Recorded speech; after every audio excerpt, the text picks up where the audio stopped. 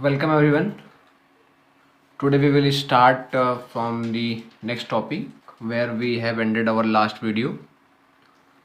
It is Raoult's law. As you all know, we have end at the concept of boiling point in the previous video. Now we will discuss Raoult's law here. As you all know about the volatile, non-volatile nature of the liquid and the matter you have. So now we will see that we have a container in which we are having two types of liquid A and liquid B. From here we will start talking about the concept of Raoult's law. Before going through its statement, we will discuss behind its uh, each property. A and B, here the molecules of different liquids, and container is containing liquid A and liquid B. Now we can see we are having chi A and chi B as well. Do you know? I think you knows perfectly about chi A and chi B. These are the mole fractions of liquid A and liquid B. So I think I'm going to give the statement of Raoult's law first of all to you, so that you can easily get about the concept. The statement of Raoult's law with respect to the liquid containing non-volatile solute is that vapor pressure of a liquid solution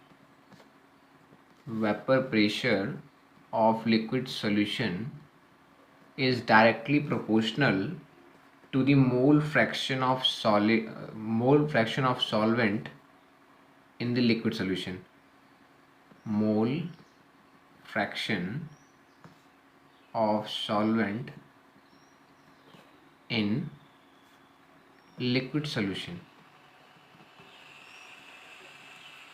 That is, if we are talking about PA, P solution, then it is directly proportional to chi of solvent.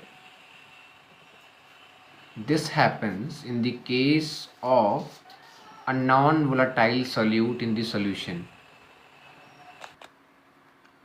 Now, taking to its background, I will explain about the conditions that how Raoult's law is behaving. First of all, you will see the interaction of molecule, that is A molecule in the liquid. I am talking about this condition first of all, then I will continue from the here also relating with the condition. A interaction is equivalent to the BB interaction, as I have earlier told about liquid A and liquid B in this container, and it is also equivalent to the AB interaction. This is interaction we have, and this topic is in most importantly not in non-reactive liquid. तो जैसे कि मैं आपको figure से भी यहाँ illustrate कर दूँ ताकि आप समझ पाएँ कि जो दो ए और बी मॉलिक्यूल हैं उनका जो इंटरेक्शन है, और फिर यहाँ पे ए बी मॉलिक्यूल का जो इंटरेक्शन है बॉन्ड के थ्रू, जो उनका इंटरेक्शन है वो लगभग इक्विवेलेंट है ए बी मॉलिक्यूल के इंटरेक्शन से. दूसरा, जब हम यहाँ पे बात कर रहे हैं तो फिर ये हम यहाँ पे लिख रहे हैं नॉन रिएक्टिव लिक्विड का केस है. इसको हम आगे इसमें हम कैसे प्रेशर की बात करेंगे या फिर कैसे हम टोटल प्रेशर के टर्म तक पहुँच रहे हैं उसको हम देखेंगे. तो आई थिंक मुझे ये उम्मीद है कि आप जो मैं अभी तक मैंने आपको समझाने का प्रयास किया आपको क्लियर हुआ होगा। रॉल्स साइंटिस्ट हैं जो कि यहाँ पे हमें लिक्विड में वेपर प्रेशर और टोटल वेपर प्रेशर का जो कॉन्सेप्ट है उसको एक्सप्लेन करने का प्रयास कर रहे हैं। और जो कंडीशंस हैं रॉल्स लॉ जो अप्लाई होगा उनके लिए कुछ कंडीशंस हैं, उन कंडीशंस के बिहाफ पे वो अप्लाई होगा। तो पहली कंडीशन तो ये है कि जैसे अगर दो लिक्विड हैं एक कंटेनर में, liquid A and liquid B, तो जो उन दोनों का इंटरेक्शन है वो लिक्विड ए बी के इंटरेक्शन के बराबर होना चाहिए। और जो दोनों लिक्विड हैं वो आपस में नॉन रिएक्टिव होने चाहिए। तो इन कंडीशंस के बाद अब जो उनका स्टेटमेंट आता है, उनके स्टेटमेंट के रिस्पेक्ट में जो बात लिखी जाती है वो ये लिखा जाता है कि जो पार्शियल प्रेशर है, जो वेपर प्रेशर है, वो आपका मोल फ्रैक्शन के डायरेक्टली प्रोपोर्शनल है। मैंने पार्शियल प्रेशर का टर्म का यूज इसलिए किया क्योंकि दो लिक्विड की बात हो रही है ए एंड बी कंटेनर में, तो इस वजह से जो मैंने ए का प्रेशर लिया उसको पार्शियल प्रेशर कहा। Otherwise you can say it in a way as जैसे कि किसी भी लिक्विड का जो प्रेशर है वो उसके मोल फ्रैक्शन के डायरेक्टली प्रोपोर्शनल होता है। और अब हमने यहाँ पे पी ए के सामने प्रोपोर्शनलिटी का जो साइन है उसको हटाया, इक्वल टू लेके आया, तो हम यहाँ पे P not A into chi ए लिख रहे हैं। और ये जो पी नॉट ए है ये आपका standard vapour pressure of pure liquid A है।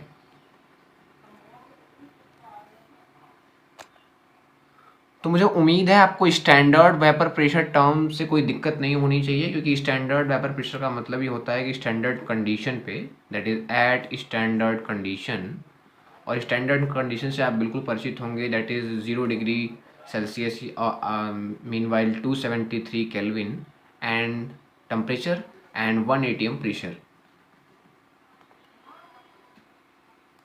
सो अभी तक आपने समझा कि जो आप किसी भी लिक्विड का वेपर प्रेशर है वो डायरेक्टली प्रोपोर्शनल है उसके मोल फ्रैक्शन के। और यहाँ पे हमने साइन हटाया प्रोपोर्शनलिटी का और इक्वल टू का साइन लगाया, तो P not A into chi ए आया। और पी नॉट ए आपका स्टैंडर्ड वेपर प्रेशर है प्योर लिक्विड का, ठीक है। तो जैसे कि दो लिक्विड हमारे पास कंटेनर में थे, एक लिक्विड का अगर बताया, तो जैसे बात हम कह रहे थे कि किसी भी लिक्विड का जो वेपर प्रेशर है वो डायरेक्टली प्रोपोर्शनल होगा उसके मोल फ्रैक्शन की, तो सेम चीज़ अप्लाई होगी पी के साथ भी। और हम यहाँ पे लिखेंगे that P B is also directly proportional to chi B and it implies P B is equal to P not B into chi B. यहाँ तक हम पहुँच गए और हमको बहुत पहले ही, इसके पहले अगर आपने गैसियस स्टेट ज़रूर पढ़ा होगा, नहीं पढ़ा होगा तो हम प्रयास करेंगे कि उसको भी हम लेकर के आएँ। बट आपको Dalton's law of partial pressure के थ्रू जो टोटल प्रेशर का कॉन्सेप्ट है उन्होंने जो दिया है तो उसको हम अप्लाई करेंगे और हम पी को लिखेंगे P A plus P B, दोनों के पार्शियल प्रेशर का जो सम है वो टोटल प्रेशर हो रहा है। और मीन वाइल ये आ रहा है P not A into chi A plus P not B into chi B. तो ये आपका टोटल प्रेशर निकल के आ गया। लेकिन ध्यान दें यहाँ पे जब हमने कंटेनर में लिक्विड लिया ए और बी तो दोनों ही लिक्विड वोलाटाइल है।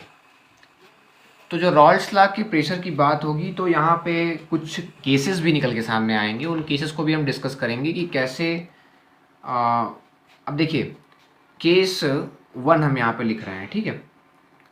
केस 1 लिखा है if both liquid is volatile. अगर लिक्विड वोलाटाइल है नॉन वोलाटाइल है तो फिर कैसे डिफ़र करेगा रॉल्स लॉ, और फिर कैसे और बातें होंगी तो उसको हम डिस्कस कर रहे हैं।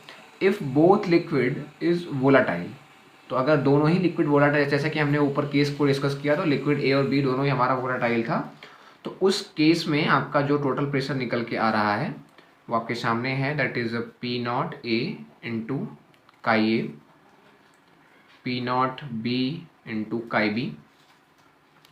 एक चीज़ मैं आपको क्लियर कर दूं कि जो पार्शियल प्रेशर की डेफिनेशन है दोनों ही साइंटिस्टों की जो कि आपके आपने पढ़ी है उसको यहाँ मैं नोट में लिख दे रहा हूँ ताकि आपको क्लियर रहे। और नोट का पॉइंट हमेशा बहुत ही इम्पोर्टेंट होता है, तो इसलिए उसको जो है आप ही अपने स्तर से हाईलाइट करते रहें। रॉल्ड्स लॉ, मैंने आर एल लिखा हुआ है, ठीक है। यहाँ पे जो पार्शियल प्रेशर है या ये जो पार्शियल प्रेशर डिफाइन कर रहे हैं वो है आपका vapour pressure of pure liquid into mole fraction of that liquid, ठीक है।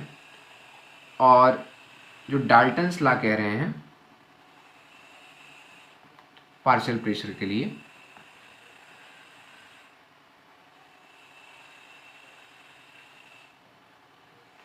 वो आपका है total pressure into mole fraction. तो आई होप कि आपको क्लियर होगा। अब यहाँ पे आप कुछ कंफ्यूज ना हो, इस वजह से मैंने नोट करके ये पॉइंट लिख दिया ताकि आगे अगर बात होती है तो आपको कॉन्सेप्ट।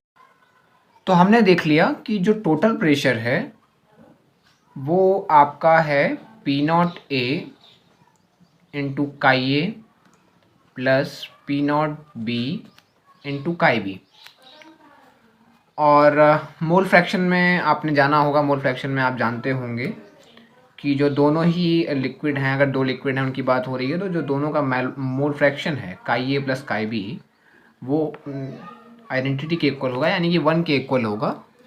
और इसी को यूज़ करते हुए हम यहाँ पे जो चूँकि ये तो कांस्टेंट है और ये भी कांस्टेंट है, जो वेरिएबल है वो ये है काई ए और काई बी है।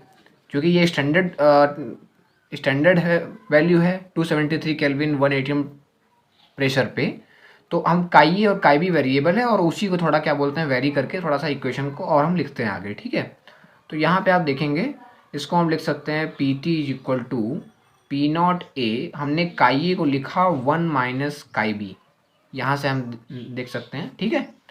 और उसके बाद जो पी नॉट बी है और काई बी को एज इट इज़ लिख दिया, ठीक है। तो फिर फर्दर हम यहाँ से आगे प्रोसीड कर सकते हैं। P T is equal to P not B minus P not A, हमने कॉमन ले लिया और काई बी यहाँ हो गया और ये पी नॉट है यहाँ पे आ गया, ठीक है। तो ये हमारे पास एक आ गया रिलेशन। वेरिएबल को हमने क्या बोलता है एलिमिनेट करके फिर एक और इक्वेशन लिखी। तो हमने जो चीज़ें वेरिएबल थी उनके थ्रू हमने ये इक्वेशन डिराइव कर ली। अब आप देखेंगे कि जो मतलब अगर चूँकि एक वेरिएबल इधर है और ये इसके क्या बोलते हैं लेफ्ट हैंड साइड में है, तो ये भी वेरिएबल है और ये भी आपके पास वेरिएबल है। दो वेरिएबल थे तो हमने प्रयास किया कि इसको एलिमिनेट कर लें किसी रिलेशन के थ्रू, और हमने जो chi A plus chi B is equal to 1 था उसके थ्रू एलिमिनेट कर लिया।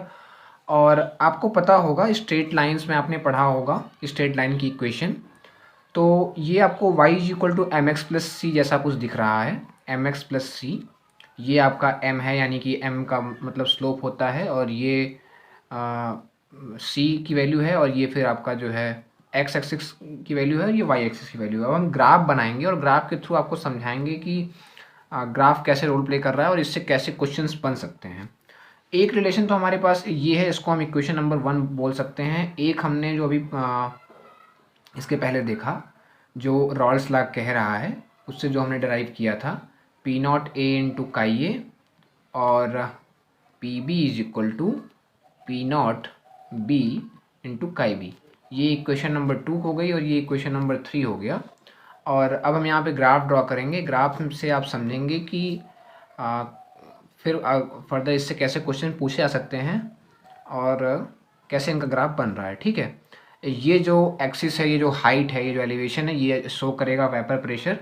और एक पॉइंट हमने यहाँ पे पी नॉट ए ले लिया स्टैंडर्ड पॉइंट को, और थोड़ा बहुत ज़रूर वेरी करेगा। दो लिक्विड, कोई भी लिक्विड अगर दो हैं एक जैसे नहीं है तो उनका इंटरेक्शन थोड़ा बहुत डिफर करेगा, तो हमने पी नॉट बी को यहाँ ले लिया।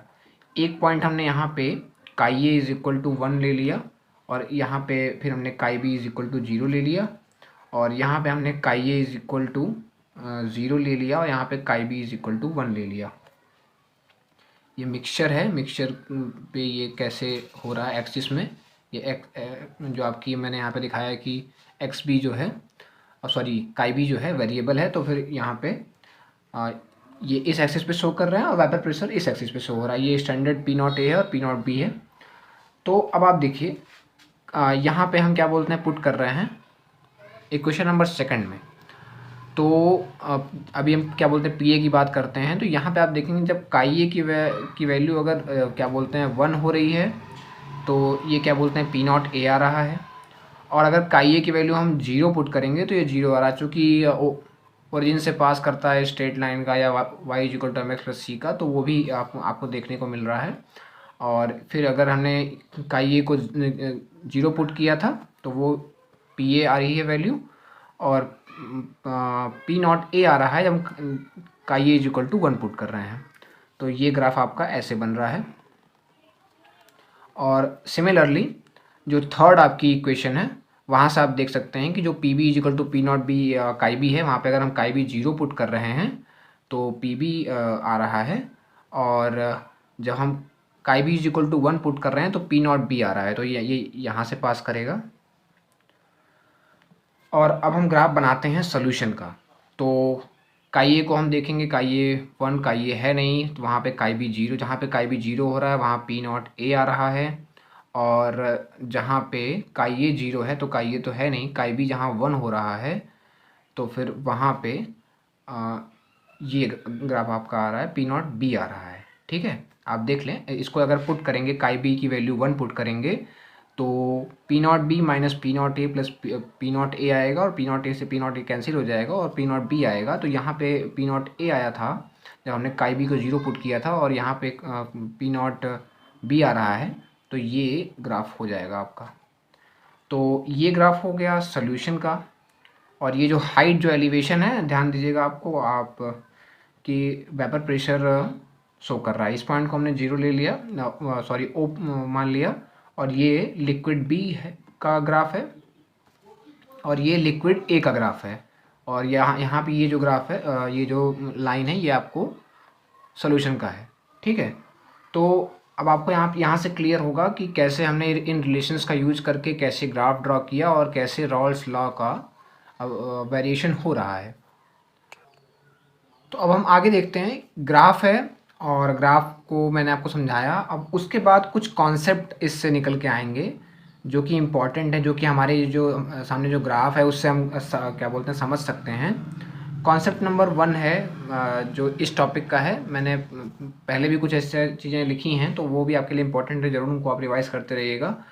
कॉन्सेप्ट नंबर 1 है कि जैसे अगर आपसे कोई पूछता है कि what is the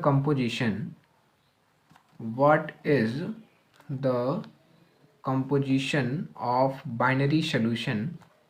binary solution आपको पता है कि 2 लिक्विड हैं। बाइनरी का मतलब 2 लिक्विड का सोल्यूशन है। ठीक है, no binary solution if vapour pressure of binary solution is approx maximum.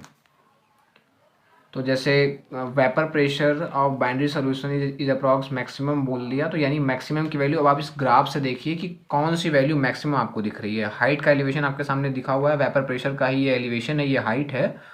और यहाँ से आप देख सकते हैं कि जो पी नॉट बी है इस कंडीशन पे आपको दिख रहा है कि जो वैल्यू है वेपर प्रेशर की वो मैक्सिमम है। ठीक है, तो अब ये कौन सी कंडीशन, ये कंडीशन है। यहाँ पे क्या है, chi A is equal to 0 है और काई बी इज इक्वल टू 1 है। तो यही जो कंडीशन होगी काई ए इज इक्वल टू 0 की और काई बी इज इक्वल टू 1 की, तो हम चूँकि हमने इस पोजीशन पे या इस कंडीशन पे पी नॉट ए को यहाँ रखा और पी नॉट बी को यहाँ पे रखा, इसको आप क्वेश्चन के अकॉर्डिंग वेरी कर सकते हैं। और जब क्वेश्चन आपसे देगा तो इन्हीं कॉन्सेप्ट से क्वेश्चन पूछेगा कि अगर बेंजीन और टोल्यूएन 2 लिक्विड दे दिया, वहाँ पे उनका क्या बोलते हैं सोल्यूशन हो गया, तो फिर अब पूछेगा कि क्या बोलते हैं मैक्सिमम वैल्यू पे किसका क्या है। तो वो कुछ आपको वैल्यूज़ दी हुई होंगी और उन्हीं के थ्रू आपको फिर क्या बोलते हैं डिफाइन करना होगा। पी नॉट ए की वैल्यू पी नॉट बी की वैल्यू दी होगी और वहीं से आप क्या बोलते हैं ये बता लोगे। तो काई A is equal to 0 and chi B is equal to 1 ये आपने देखा। और अगला कुछ एक और है जो कॉन्सेप्ट दूसरा, वो आपसे सिमिलरली इसी तरीके से पूछ सकते हैं कि what is the composition of binary solution, what is the composition of binary solution जब आपका जो टोटल प्रेशर है वो क्या है, मिनिमम है। अभी हमने ऊपर क्या बोलते हैं मैक्स की बात करी और यहाँ पे मिनिमम की। तो इसका जो आंसर होगा, यहाँ पे आप ग्राफ से देख सकते हो इजीली कि मिनिमम वैल्यू कौन सी है, ये है पी नॉट ए। और यही हाइट की जो कंडीशन है जो कि काई ए इज इक्वल टू 1 और काई बी इज इक्वल टू 0 है। तो इसी को हम इसके आंसर पे यहाँ पे लिख देंगे कि this is what the condition is where the P T is minimum. ठीक है, chi A is equal to 1 and chi B is equal to 0। ठीक है, तो इन्हीं कॉन्सेप्ट्स को आप रिवाइज करते रहिए और रिकॉल करते रहिए, क्योंकि मैं हाईलाइट करके लिख भी रहा हूँ ताकि फिर आप जब क्वेश्चंस को सॉल्व करें, और इन्हीं के थ्रू आगे मैं कुछ क्वेश्चन आपके सामने लाऊंगा भी, जिससे आपको क्लियर होगा कि कैसे इन कॉन्सेप्ट्स का यूज़ हो रहा है। बट ये इंपॉर्टेंट है। ठीक है, तो 2 पॉइंट्स हमने समझे। अब तीसरा पॉइंट, ये भी एक इम्पॉर्टेंट एडिशनल पॉइंट है, तो इसको भी हमको समझ लेना चाहिए। अगर बात करेगा बॉइलिंग पॉइंट की कंडीशन पे, at boiling point of binary solution, at boiling point of binary solution, the composition of binary solution is, अगर पूछता है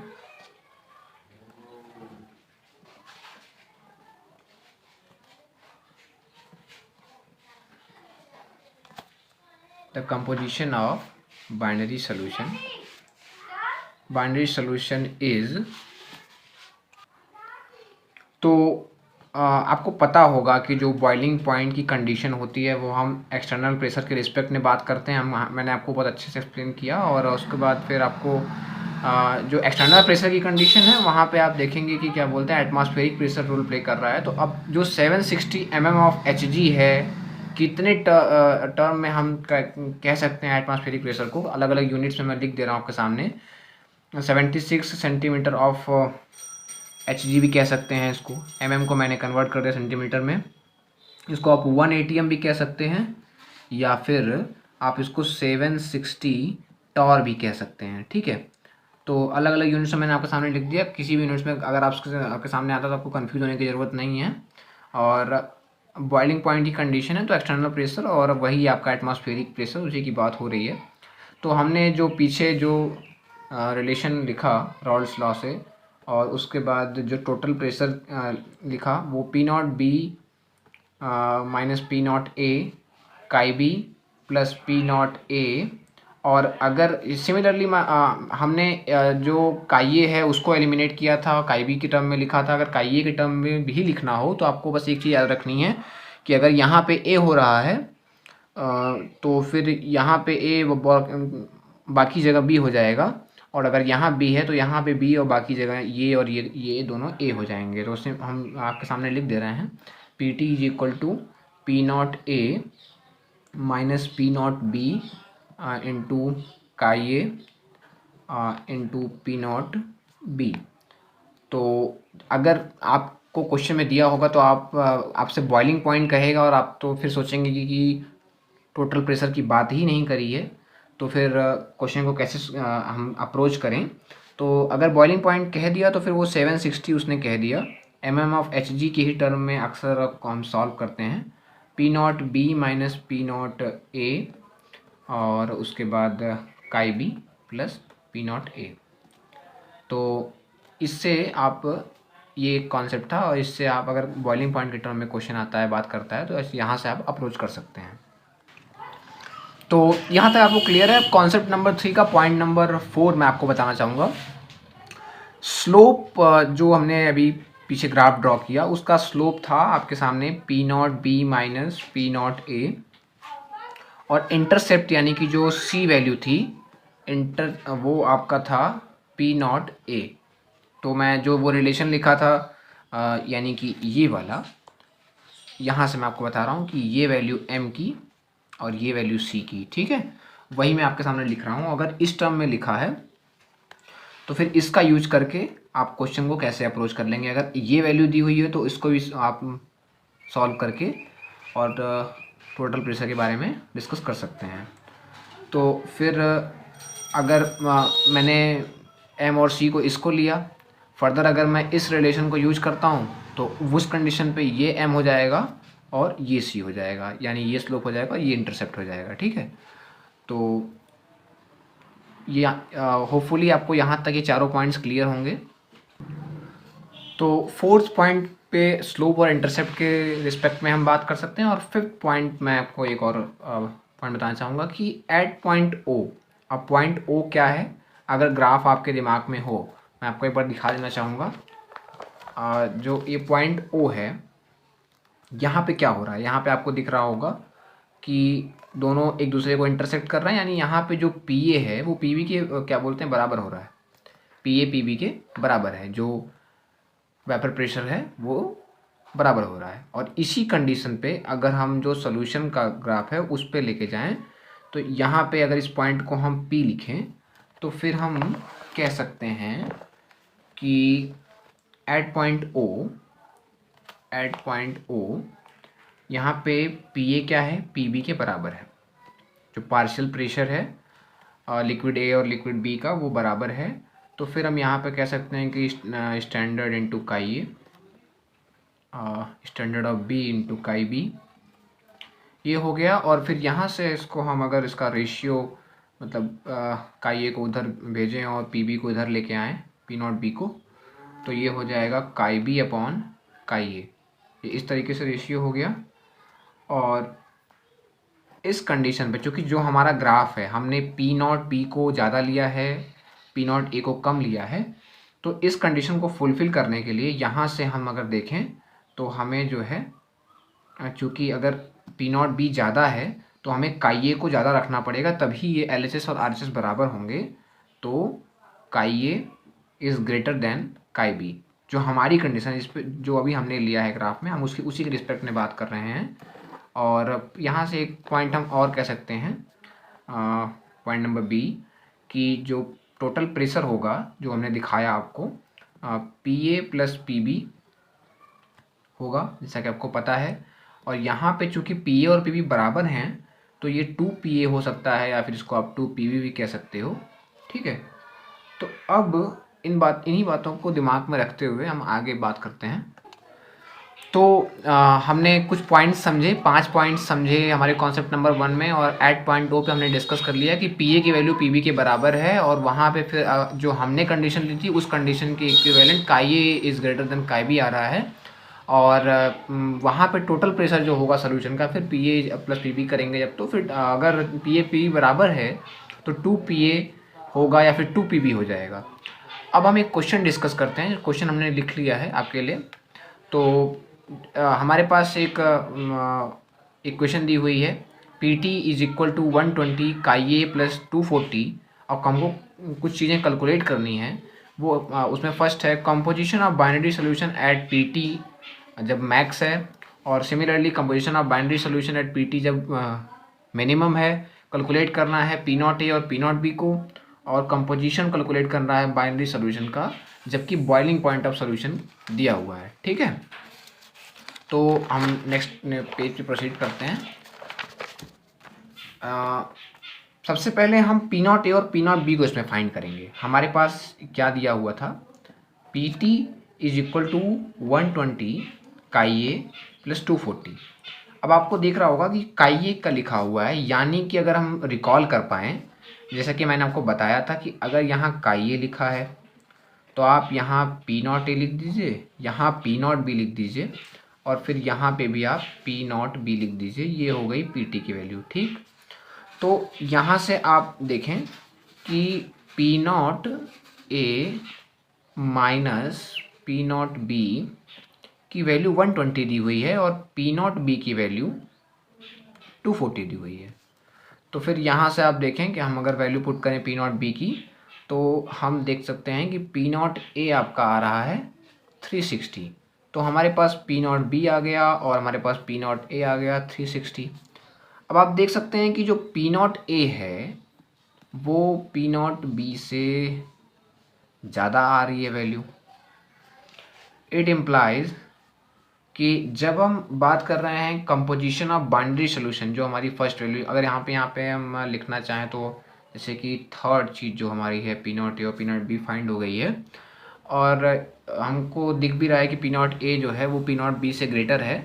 तो जो हमारी फर्स्ट चीज़ है, जब कह रहा है कि composition of binary solution at P T max, तो यहाँ पे वो कंडीशन होगी कि काई ए इज इक्वल टू 1 होगा और काई बी इज इक्वल टू 0 होगा, क्योंकि यहाँ पे पी नॉट ए जो है वो ग्रेटर आ रहा है पी नॉट बी से। सिमिलरली जैसे कि अगर सेकंड में कहा जाए तो जो मिनिमम है, फिर वहाँ पे हम देख सकते हैं कि काई ए इज इक्वल टू 0 हो जाएगा और काई बी इज इक्वल टू 1 हो जाएगा। तो अगर आपको यहाँ पे थोड़ा समझने में दिक्कत हो रही हो तो मैं दोबारा आपको प्रीवियस पेज पे ले जाऊँगा और आपको दिखाता हूँ ये ग्राफ। यहाँ पे जो हमने देखा कि जो वैल्यू बड़ी है, जैसे कि पी नॉट बी बड़ा आ रहा है, तो यहाँ पर काई ए इज इक्वल टू 0 हो रहा है और काई बी इज इक्वल टू 1 हो रहा है। और सिमिलरली पी नॉट ए जब यहाँ पे छोटा है तो यहाँ पे काई ए की वैल्यू 1 आ रही है और काई बी की वैल्यू 0 आ रही है। तो जो बड़ा है, तो जैसे हमारे इस क्वेश्चन में पी नॉट ए जो है वो पी बी से ग्रेटर आ रहा है, तो जब कंडीशन पी टी मैक्स की हो रही है, टोटल प्रेशर मैक्स की आ रही है, तो वहाँ पे काई ए की जो कि पी नॉट ए बड़ा है, तो काई ए की वैल्यू 1 और काई बी की वैल्यू 0 हो रही है। और हमको जब क्या बोलते हैं मिनिमम कंडीशन लेनी है, तो फिर वहाँ पे पी टी मिनिमम लेना है। मैं यहाँ पे लिख दे रहा हूँ इन ब्रैकेट, चूँकि हमसे यही पूछा है। तो पी टी मैक्स की जो कंडीशन है उस कंडीशन पे ये अप्लाई हो रहा है, और पी टी मिन के कंडीशन पे, मिनिमम की कंडीशन पे आपका काई ए इज इक्वल टू 0, काई बी इज इक्वल टू 1 हो रहा है। फोर्थ में आपसे कह रहा है कि डिस्कस करना है बॉइलिंग पॉइंट की कंडीशन पे, calculate composition of binary solution at boiling point of solution. तो बॉइलिंग पॉइंट कहा कहते ही आपके दिमाग में रिकॉल होना चाहिए क्या, 760 mm ऑफ Hg और अंडर ब्रैकेट 1 atm, ठीक है। तो 760 mm of Hg 1 atm boiling point आपने ले लिया। और अब यहाँ पे जो हमारे पास यानी कि जो Pt की वैल्यू है वो 760 है, क्योंकि बॉइलिंग पॉइंट की कंडीशन में बात कर रहा है। तो हमने इक्वेशन जो हमारी थी हमने उस पर पुट कर दिया 760 is equal to 120 chi A plus 240। अब यहाँ से जब आप एलिमिनेट करेंगे तो काई ए जो आ रहा है वो आपका आएगा 760 माइनस 240 अपान 120। तो यहाँ पे काई ए की वैल्यू जो है एलिमिनेट करने के बाद, सॉल्व करने के बाद आपको 4.33 मिल रही है। अब ये ऐसा पॉसिबल नहीं है, क्योंकि हमने डाटा जो है अपने मन से लिया था क्वेश्चन फ्रेम करने के लिए, तो इस वजह से ऐसा हो गया। लेकिन फिर भी हमने समझा कि कैसे वैल्यूज़ को पुट कर रहे हैं, कैसे हमारा जो प्रीवियस कॉन्सेप्ट है वो अप्लाई।